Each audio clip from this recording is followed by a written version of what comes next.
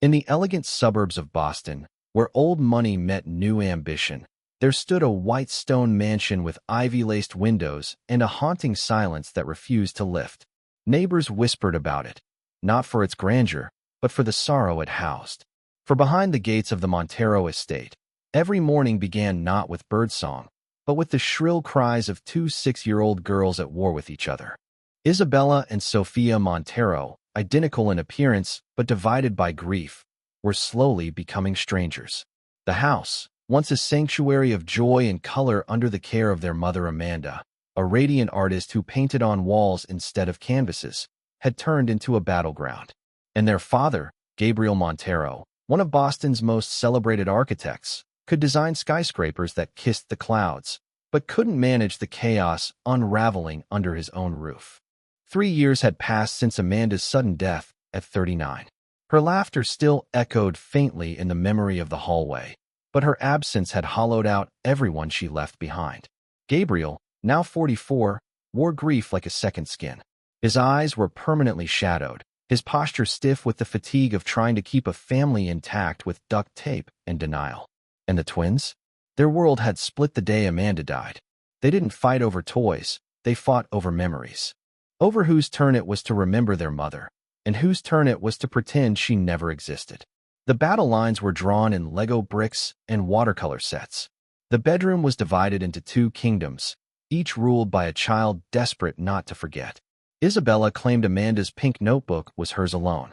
Sophia clung to the belief that her mother had written it for both. Every argument was a plea. Don't take her away from me. 3 nannies had come and gone. 2 therapists had walked out, whispering words like unmanageable. But the truth was simpler and sadder. No one had stayed long enough to listen.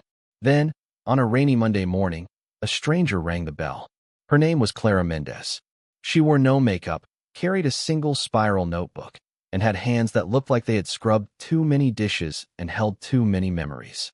She wasn't here for a nanny job. She had applied as a housekeeper. But she would become something far more disruptive, something no one expected. Within minutes, Clara had noted the turned-down photo frames, the locked art studio, the piano draped in fabric. She didn't ask about rules. She asked about routines. She didn't offer a solution. She simply asked to be shown around the house. Gabriel, worn thin and out of options, found himself agreeing. There was something in Clara's voice, something calm, something knowing. When she entered the girls' room, she didn't tell them to stop fighting. She didn't separate them. Instead, she sat directly on the invisible border between them, the one lined with Lego bricks and months of bitterness. And then she made a suggestion no adult had dared utter. What if we build a bridge together? The twins froze. It wasn't a command. It wasn't a threat. It was an invitation. What followed over the next few days would look like nothing much to the outside world. Shared colors in a Lego structure. Watercolor clouds brushed by tiny hands. Hesitant smiles exchanged across the room. But inside the Monttero house, these were seismic shifts. And soon, a more painful memory surfaced. Amanda's journal, torn in half during one of their arguments. When the girls realized what they had done, the grief was unbearable. It was Clara who knelt beside them, whispering truths that no adult had dared speak before. When we share a memory, it doesn't get smaller. It grows. In that moment, the first real crack appeared in their sorrow, and light began to pour in. But healing is never welcomed by everyone, especially not by the matriarch of the Monttero clan. Donna Teresa, Gabriel's stern mother, believed in silence as a shield and in grief as a weakness. When she saw what Clara had done, unlocking the sacred studio of Amanda, letting the girls paint again, letting joy re-enter the house, she responded not with relief, but with fury. She fired Clara. She locked the studio again. She forbade the girls from speaking about their mother. But what she didn't realize was this. The damage had already been undone. Clara hadn't just cleaned the floors. She had cleaned the wound. The girls were no longer the same. And even Teresa, haunted by her own long-buried sorrow, would soon come face to face with the ghost she'd hidden from for over 40 years. Because Clara was not just a housekeeper. She was a woman who had once buried her own child, and knew that healing never begins with forgetting. It begins with remembering, out loud. And as the days unfolded, Clara's quiet rebellion would ripple through every member of the household. including Gabriel, including Teresa, and most importantly, Isabella and Sophia. This is not a story about a nanny. It's a story about how a home finds its voice again, how grief softens without losing its weight, and how sometimes, to save a family, all it takes is one person brave enough to sit in the middle of a battlefield and suggest building a bridge. It was a Saturday morning like any other. Rain tapped gently at the tall windows of the Monttero house. Gabriel had gone to an urgent client meeting. Donna Teresa was at church, leaving behind her usual trail of lavender perfume and stern silence. Clara was folding towels in the downstairs linen room when she heard the shift, not a scream this time, but a long, uneasy pause in the air upstairs. She climbed the stairs quietly and stopped in the hallway. There they were. Isabella and Sophia stood before the locked studio door, red-eyed and breathless, each holding one half of Amanda's torn journal. The silence between them was heavy, not from anger, but something far deeper. Grief. The kind that dries tears before they can fall. "We shouldn't be here," Sophia said in a shaky voice. "Grandma said this room is full of sadness." Clara didn't respond with an explanation. She simply walked to the porcelain vase on the hallway shelf, the one no one ever touched, and removed its lid. Inside, nestled in velvet dust, was a small brass key. Without a word, she inserted it into the lock. The door creaked open. Dust spiraled in the air, and morning light fell through the worn curtains. The room was exactly as Amanda had left it. Water jars still held murky water. Jars of paint stood like soldiers at rest. An unfinished canvas sat on the easel, a brush still perched on its edge as if Amanda might return at any moment to finish her work. But it was the painting on the far wall that stole the breath from their lungs. Amanda had painted herself flying, soaring through a sky of brilliant color, holding the hands of her daughters. Each of the girls had golden wings, their hair trailing behind them like streaks of light. And in the bottom right corner, Amanda's small, neat handwriting read, "So you may always fly together." Sophia took a step forward, her lips trembling. "She was painting us." Isabella's hand grazed the canvas. "She wanted us to fly together." Clara stood behind them and said nothing. Sometimes silence was the most respectful form of reverence. "Would you like to finish this painting with her?" Clara asked quietly. The girls blinked in surprise. "Are we allowed?" Isabella whispered. Clara smiled faintly. "This isn't a museum. It's a legacy." She reached for a small tin box under the shelf, pulled out jars of watercolor paint, and handed each girl a brush. They stared at the tools like sacred objects, unsure, until Sophia finally dipped her brush into a pale orange and added fluttering birds to the background. Isabella followed with a few blue clouds. And then Clara knelt and painted a small rainbow bridge at the bottom of the scene. "What's that?" Sophia asked. Clara paused before answering. "It's for her. A way back, if she ever wants to visit." The three of them worked in silence for nearly an hour, until the doorbell chimed downstairs. They didn't hear the footsteps climbing the stairs. Donna Teresa stopped at the studio threshold like she'd seen a ghost. The studio door, unlocked. The sacred painting, altered. Her granddaughters, smiling, giggling, their hands covered in paint. And Clara, that quiet girl with dust on her apron, crouched by the easel like she belonged there. Teresa's voice cracked. "What have you done?" Isabella froze. We wanted to finish it. For Mom." "You've ruined it," Teresa snapped, stepping into the room. "You've defiled her memory." Sophia backed away. "We didn't mean to." Clara rose slowly. Her voice was gentle, but steady. "Mrs. Monttero, the girls are not destroying anything. They are rebuilding, reconnecting. This is healing. You," Teresa said sharply, "are the help. You don't know what Amanda meant to us." Silence followed, until Sophia, voice small but unwavering, said, "Clara helped us remember Mom in a way that doesn't hurt." Isabella stepped forward. "If Mom was here, she'd want us to finish the painting." Teresa's hand trembled. She walked to the door and turned the key again, locking the room with finality. Then she turned to Clara. "From this moment on, you are not to go upstairs again. You will work downstairs only, and you will not speak to the girls." Isabella began to cry. Sophia clung to Clara, her tiny arms clutching the housekeeper's apron. "Don't go," she pleaded. "You didn't do anything wrong." Clara knelt, holding them both. "I'll always be here," she whispered, "even if I'm far away." The following days passed in strange quiet.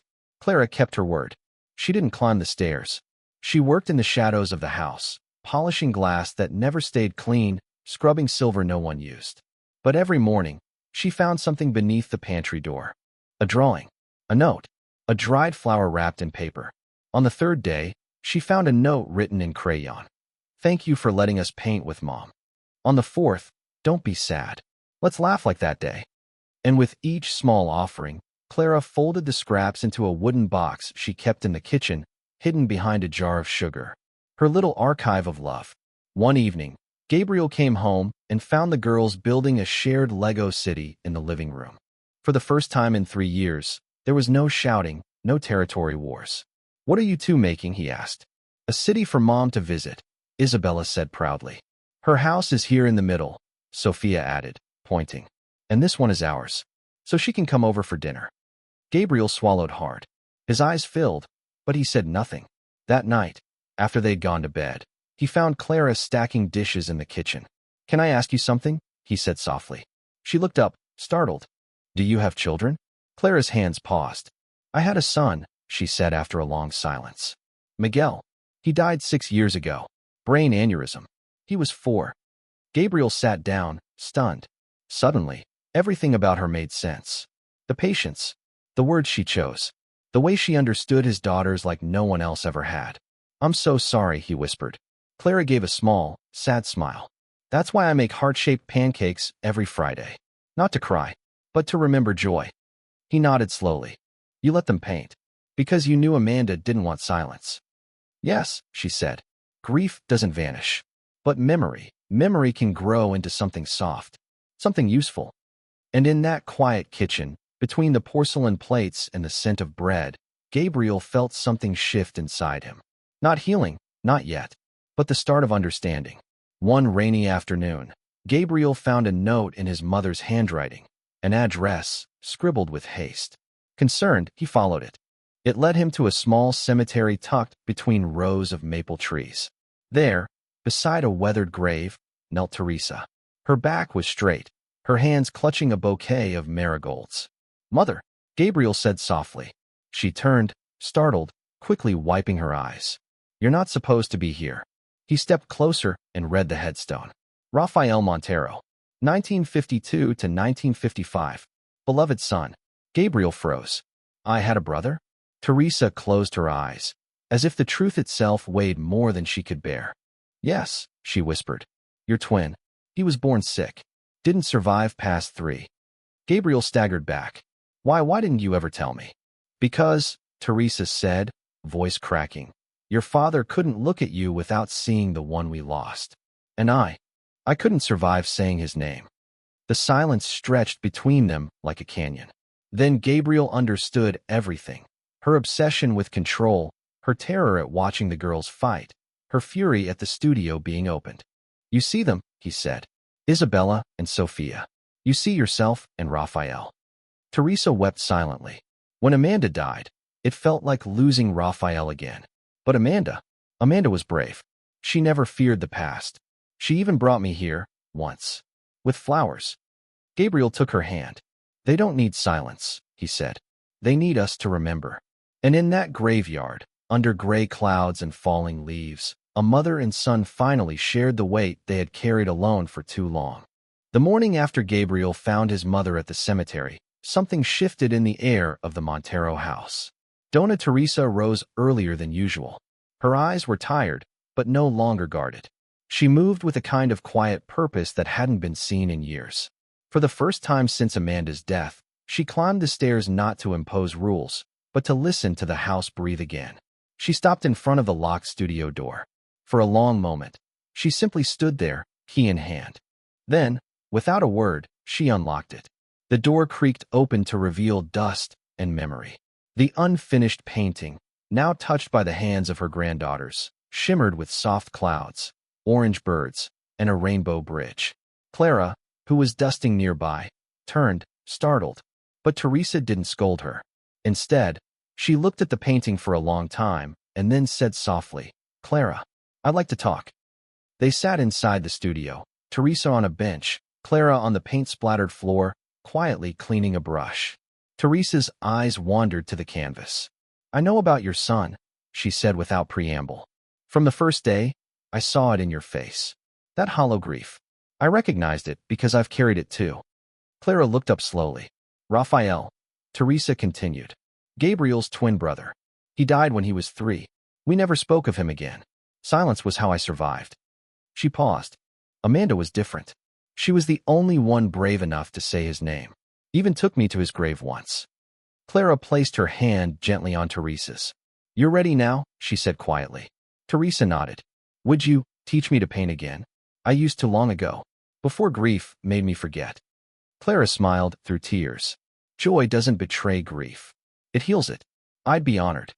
That Sunday morning, for the first time in years, the entire Monttero family stepped into Amanda's studio together. Gabriel sat between Isabella and Sophia, who were already reaching for brushes with practiced ease. Clara prepared the palette with soft colors. Teresa stood by the window, holding a thin brush, her hand trembling slightly. Then Isabella looked up. Paint with us, Grandma. The words hung in the air like an offering. Teresa's fingers closed around the brush. And slowly, she stepped forward.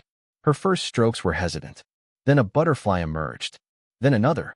Tiny golden wings fluttering in the painted sky. Why butterflies? Sophia asked gently. Because, Teresa whispered, they remind me that something beautiful can come from something dark. For the first time in 3 years, the studio was no longer a tomb of memories. It was alive. Days passed. The air in the Monttero home lightened. And as it did, something else began to stir, this time in Gabriel. A feeling he hadn't expected. A warmth he feared was betrayal. Love. It wasn't sudden. It wasn't loud. It was quiet. Patient. It bloomed in the way Clara moved through the house, in the way she listened, in the way she never tried to replace Amanda, but gently reminded everyone how to keep her close without being crushed by the memory. And Clara? She felt it too, but silenced it. She was the one who came after. The outsider. The housekeeper. She had no right to step into Amanda's space. But love, real love, does not require permission. One evening, Gabriel found Clara in the studio, organizing the paint jars. He hesitated. Clara. She turned. I'm afraid, he said. Afraid that if I love you, it means I'm betraying Amanda. Clara's eyes welled up. I'm afraid too. I never wanted to replace her. He stepped closer, voice soft. You're not replacing anyone. The heart doesn't divide when it loves again. It expands. For the first time, Clara didn't hold her tears back. She nodded. And they stood there, two people bound not by romance alone, but by shared survival, shared silence, and shared belief that love could rise from loss. The next morning, over breakfast, Donna Teresa watched them quietly. She set down her teacup and said, You think loving someone new is betrayal? Gabriel and Clara froze. It's not, she said. Helena, my old friend, is still with me. But that didn't stop me from needing someone to talk to, someone to carry on with. Amanda is still here. She pressed a hand to her heart. But that doesn't mean my granddaughters don't need another pair of arms to keep them safe. Clara's lips parted, speechless. Teresa gave a rare, soft smile. You've brought this family back to life. Amanda would be proud. 2 months later, the garden was draped in white ribbons. There were no grand guests, no media. Just 4 chairs for family, a string quartet, and a photo of Amanda placed near the altar. Isabella and Sophia scattered flower petals with giddy smiles. Teresa sat in the front row, eyes full. Gabriel stood at the altar, waiting. When Clara walked down the aisle, holding a small bouquet of lavender and lilies, the sun peeked through the clouds. Amanda was not being replaced. She was present, in every laugh, every touch, every tear that no longer had to hide. As the ceremony ended, Clara looked at her new family. A father reborn. 2 daughters finally reunited. A grandmother unburdened. And behind it all, a silent legacy painted in color and love. Time passed slowly in the Monttero household, not with the drama of sudden change, but with the gentleness of something finding its way back to life. The once silent corridors no longer echoed with unresolved grief. They rang with footsteps, laughter, and the clatter of brushes falling to the floor. The locked studio was now the center of the home, a place of color, of remembering, of slow, steady repair. Gabriel found himself waking earlier, no longer with dread, but with a sense of small purpose. He resumed work at his firm, but began spending more time at home. His architecture shifted subtly, more light, more air, less rigidity. Clients praised the softness of his new designs. But Gabriel knew what had changed wasn't in the blueprints. It was in him. Clara had changed him, but she hadn't done it loudly. She had changed him the way spring changes winter, quietly, with persistence. Clara herself had changed too, though she didn't speak of it. She still wore the same quiet clothes, still carried herself like someone used to going unnoticed. But now, when she entered the studio, the girls ran to her. Not out of habit, out of love. She was no longer just a presence. She was a pillar. With encouragement from Teresa, Clara began leading community painting sessions at the local library. Not art therapy. Clara refused to call it that. She preferred the term grief expression. She worked with children who had lost parents, siblings, pets, or simply felt too invisible. She brought brushes and silence, and let them speak without words. Somehow, Teresa had become her assistant.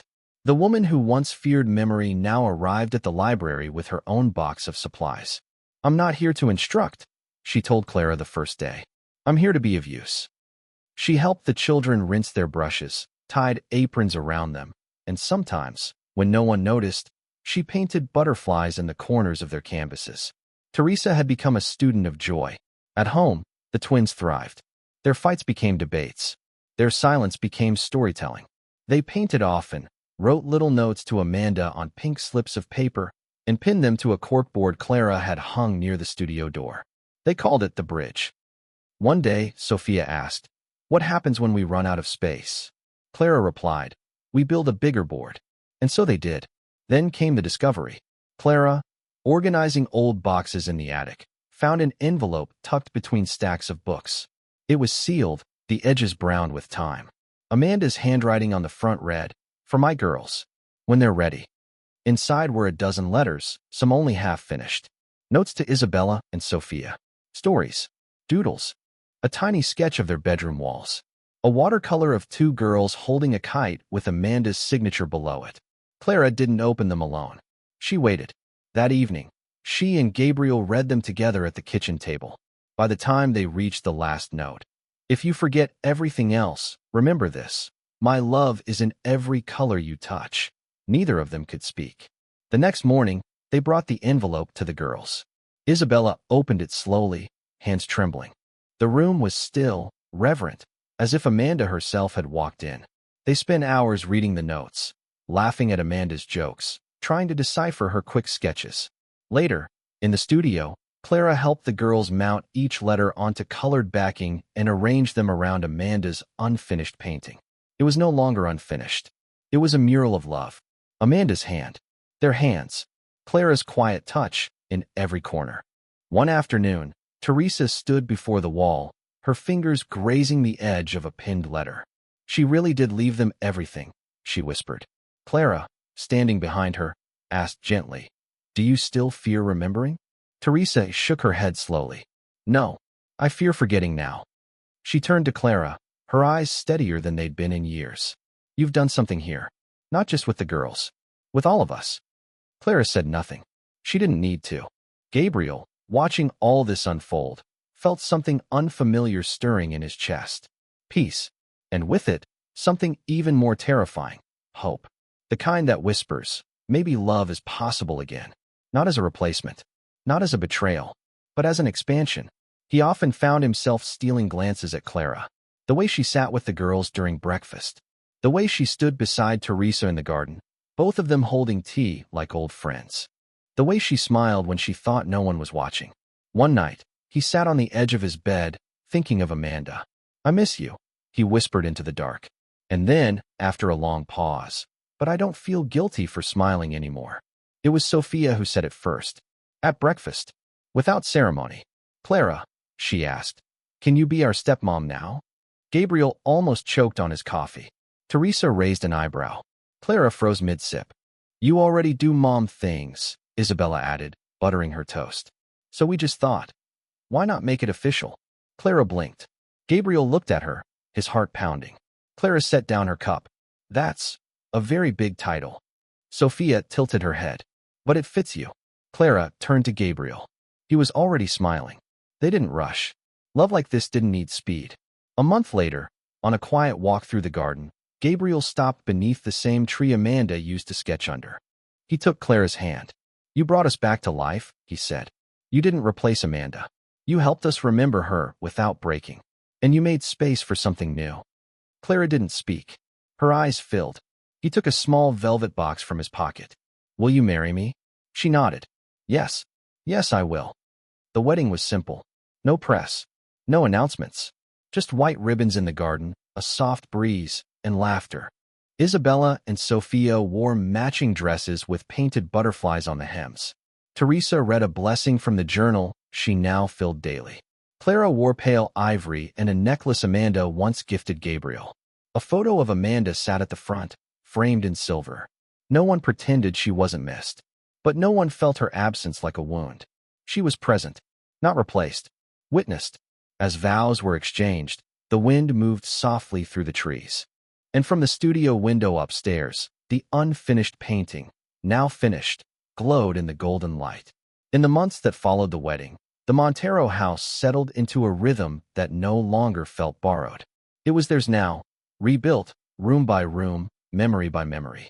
The studio remained a sanctuary. It was no longer Amanda's alone, nor Clara's, nor even the girls'. It belonged to all of them, a living space of legacy. The corkboard, once covered in a few letters and sketches, became a growing collage.